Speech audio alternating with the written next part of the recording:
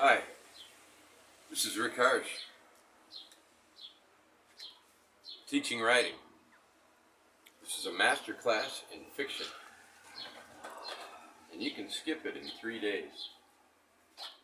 Now, it occurs to me that writer's block is our #1 topic. Why do I say that? Why do I say that? Because I have a list. I also say it because, I cured my list. Hold on, maybe I can get it back. Yes. Because I don't see why anybody would tune into a writing class if they didn't have some problem with writing. And if they have a problem with writing, it probably starts with not knowing what to write about and not being sure of their writing, and it's all maybe one form or another of writer's block. So what I'm going to talk to you about is a sure cure for writer's block. Now, certainly you've all read about all kinds of writing movements and so on. One of the most recent and still popular is the OULIPO movement. O-U-L-I-P-O, OULIPO. Now, the basic idea of the OULIPO movement is to create a constraint for the writer. Now, why would you want to constrain a writer?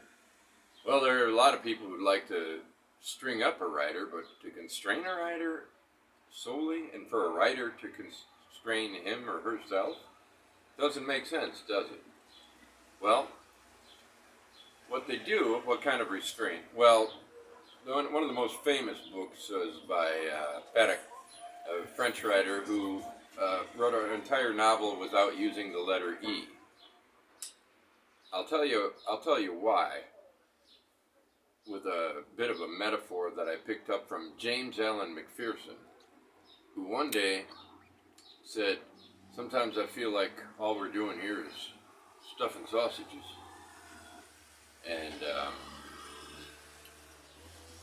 what you do, if all you're doing is stuffing sausages, if you're an OULIPO guy, you put a little pinprick in the casing so that when you stuff in the sausage, one certain thing comes out, like the letter E.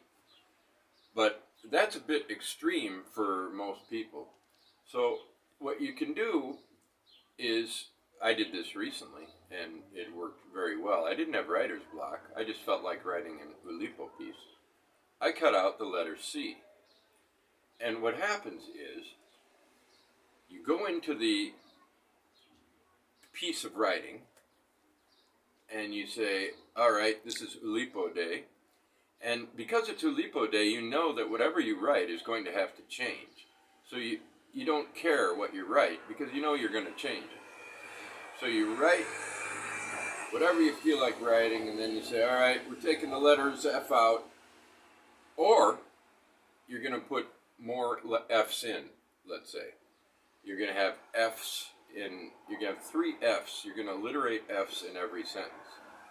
So what happens is, you write a sentence, the dog frolicked about in the field. Well, there's your sentence. It's not a great sentence. But is there a dog that starts with an F? Fox Terrier. The Fox Terrier frolicked and farted in the field. Now there's a better sentence. Already you've improved your writing. Or you can take the F's out. The terrier, what kind I don't know,